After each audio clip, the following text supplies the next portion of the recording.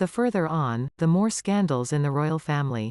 It turns out that the new king cuts not only the Sussexes in order to reduce the monarchy, but the rest of the royal family resents him. And the thing is that Charles is the only heir to his mother, or rather, the only beneficiary of her fortune, which received £650 million money of Elizabeth II. Why did the Queen leave all the money only to her eldest son, depriving the rest? Because we know that Charles has never been listed in her favorites? It's all about complicated inheritance procedures and enormous taxes. An example is the inheritance of Princess Margaret, whose children had to sell off most of her jewels to get a mere pittance, but inheritance passed from sovereign to sovereign is not taxed and is passed in the clear. Certainly Elizabeth had no intention of depriving her children in the person of Anne, Andrew and Edward, but it was expected that, following his mother's wishes, the king himself would set aside certain sums for his brothers and sister. From the inheritance. At least, that is the custom. However, sources tell us that Charles has so far given them absolutely no money, and that he himself has complete control of his mother's inheritance. This whole strictly family story might never have come out if it were not for Prince Andrew, who complains to all his friends and family that Charles wants to deprive him of his home, has cut his funding, has taken away his security and has not allocated money from his mother's inheritance, and now he has absolutely nothing to live on and pay his debts. The Duke of York's annual grant of £249,000 will be greatly reduced in size from April. York's friends now claim that being cash-strapped may force the prince to follow in Harry's footsteps and give interviews for a hefty fee.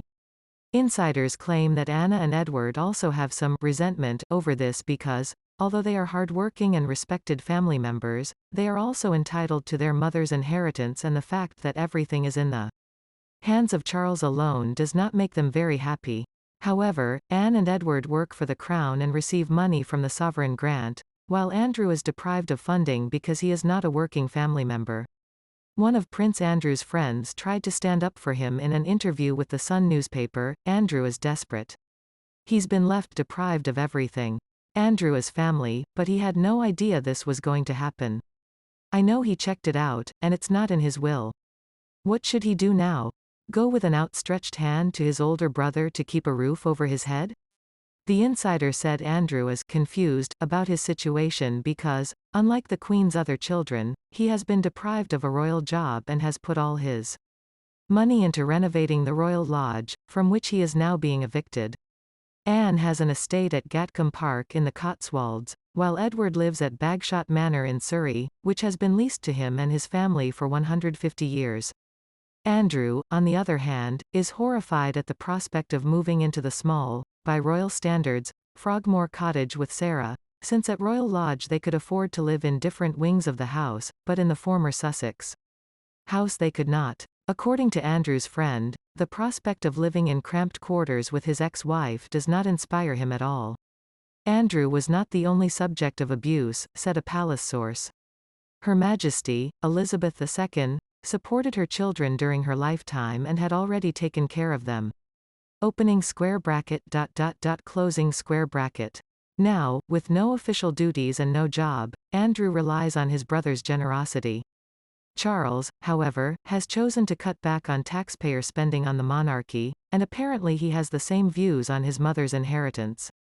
This, however, does not apply to his heir, William, who received the earldom of Cornwall from him and thereby multiplied his wealth. Since the sovereign pays no taxes, the only way to keep the wealth intact is to leave it to the future monarch, said royal expert Hugo Vickers. I feel a little sorry for Andrew. I don't approve of what he did. Communicating with Jeffrey Epstein was unwise. But he's not a criminal and he got himself into a very difficult situation. Charles was supposed to make generous gifts to his brothers and sister in exchange for their mother's inheritance, but no one knows what he will do in reality.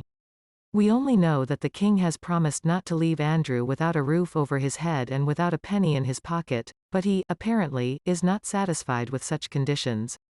Will something of the Queen's money go to her grandchildren, William and Harry? We will hardly ever know the answer to this question.